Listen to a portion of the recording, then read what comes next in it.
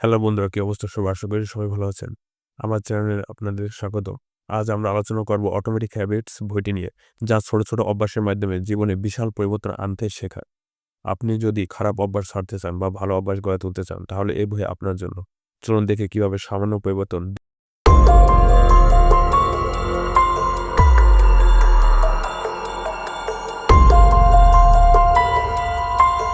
শুরু করা যাক বইটির পরিচিতি নিয়ে।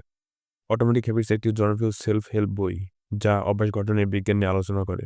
লেখক জেমস ক্লিয়ার ব্যাখ্যা করেছেন যে আমাদের প্রতিদিনের ছোট, ছোট অভ্যাসগুলো ভবিষ্যতে আমাদের সফলতা নির্ধারণ করে। এছাড়া লেখক এই বইয়ে ৪ টি মূলনীতির কথা বলেন। তার মধ্যে একটি হচ্ছে অভ্যাসটিকে স্পষ্ট করুন। অর্থাৎ যে অভ্যাস গড়তে চান তা চোখের সামনে রাখুন। যেমন যদি প্রতিদিন বই পড়তে চান তাহলে বইটা আপনার টেবিলে রাখুন। এবং দ্বিতীয়টি হচ্ছে আকর্ষণীয় করুন। অর্থাৎ অভ্যাসকে এমনভাবে তৈরি করুন যাতে তা উপভোগ্য হয়। যেমন ব্যায়াম করতে হলে আপনি প্রিয় মিউজিক শুনতে পারেন। এবং তৃতীয় মূলনীতিটি হচ্ছে অভ্যাসটিকে সহজ করুন। যেমন ধরুন প্রতিদিন ১ ঘন্টা বই পড়তে না পারলে অন্তত ৫ মিনিট বই পড়ুন।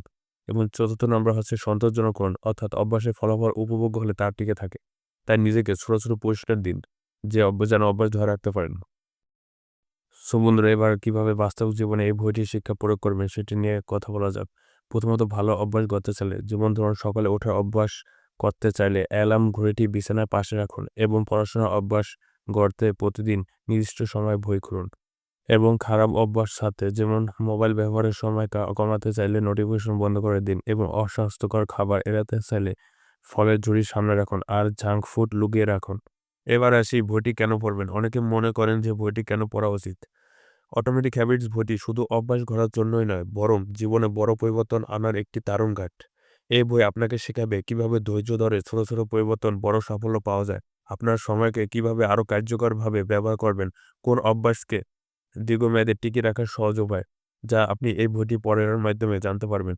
অবশেষে এটি বলে শেষ করছি, আপনি কি এই বইটি পড়েছেন? আপনার মতামত কমেন্টে জানান। আর যদি না পড়ে থাকেন তাহলে অবশ্যই একবার চেষ্টা করুন। এটি আপনার জীবন বদলে দিতে পারে।